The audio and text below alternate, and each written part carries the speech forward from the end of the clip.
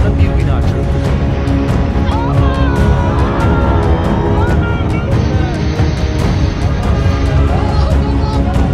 Түркиядагы зилзаладан кийинки кыйроолор көп кабаттуу үйлөрдүн коопсуздук маселесин алдыңкы орунга чыгарды. Анын катарында Кыргызстандагы элиталык көп кабаттуу үйлөрдүн сейсмикалык туруктуулугун канчалык деңгээлде сакталып жатканына кызыгып көрдүк. Көп кабаттуу имараттардын сейсмикалык туруктуулугу 3 топко бөлүнөт. 25, 50 жана 100 жылга чейин туруштук бергендер.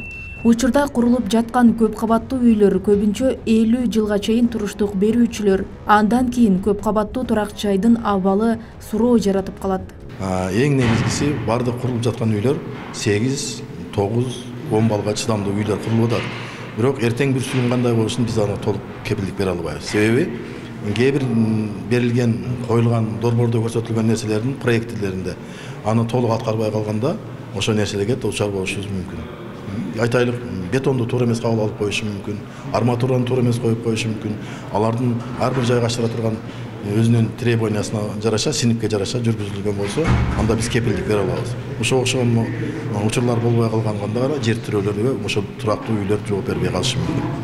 Кыргызстан дүйнөдөгү эң кооптуу сейсмикалык аймакта жайгашкан. Өлкөдө 100дөн ашык активдүү жердин жаракалары бар. Демек, турак жайларды курууда сапатына абдан көңүл буруу зарыл. Адистердин айтымында учурда көп кабаттуу турак жайларды жер титирөөгө туруктуу кылып сапаттуу куруу курулуш компаниялардын абийириндеги иш болууда. Анткени менчик болгондуктан катуу көзөмөл жүргүзүү таталыраак. Бир четтен туруп алып эле бул үй жер титирөөнө туруктуу, бул деген туруксуз деп айташ өтө кыйын. Биринчиден.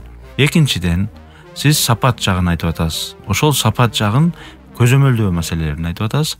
Именно ошол көзөмөлдөө гана болуп калып атат да. Бул контроль болбой атат да. Илгеркидей инспекция, илгеркидей текшерүү, ошол нормага туура келгендигин текшерүү, ошол сыяктуу өтө катуу текшерүүдөн бүгүнкү күндөгү курулуштар өтпөй турат. Учурда Ош шаарында 70ден ашык көп кабаттуу турак жайлардын курулушу жүрүп жатат. Алардын сапаттуулугун текшерген органда болгону 5 инспектор иш алып барат. Мында курулуш компанияларынын санынын көбөйүшү көзөмөлдүн азайышына жол ачкан. Бирок аталган кызматтын өкүлү Оштогу көп кабаттуу үйлөрдөн кооптонууга негиз жок, жер титирөөгө туруштук бере алат деген пикирде. Атайын бизде лабораториялар бар. Лабораторияда ошо бизде бетондордун, арматуралардын анализдери алынат. Ар бир курулушкачы. Ошолордун маркалары, анализдери чыгат, биз аларды кабыл алабыз да. Ошого таянабыз. Коптонууга негиз жок. Бул бар жок долбоор боюнча курулуп атат. Долбоор экспертизадан өткөн долбоорлор. Ошол 8 балл деп айтылган аймакка 8 баллга туруштук берүүчү объекттин долбоору иштелет. 9 баллдык аймакка 9 баллдык жер титирөөгө туруштук берген объект курулушуга ошол долбоор иштелет.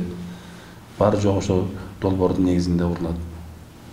Долбоор жөн иштелбейт, ал бүт бара такталып эсептелип чыгат да. Түркия менен Сирия чектешкен аймакта 6 февралда таңга жуук күчү 7,8 балга жеткен зилзала болгон. Түш ой аймакта күчү 7,5 балга жеткен жер титирөө кайталанды. Мында 100дөгөн көп кабаттуу үйлөр талкаланып, 3000ден ашык адам урандылардын алдында калып каза болсо, 8000ден ашык адам талкаланган үйлөрдүн алдынан куткарылып алынды. Роза Акматжан кызы, Жылдыз Кадырбаева, Ош ТВ.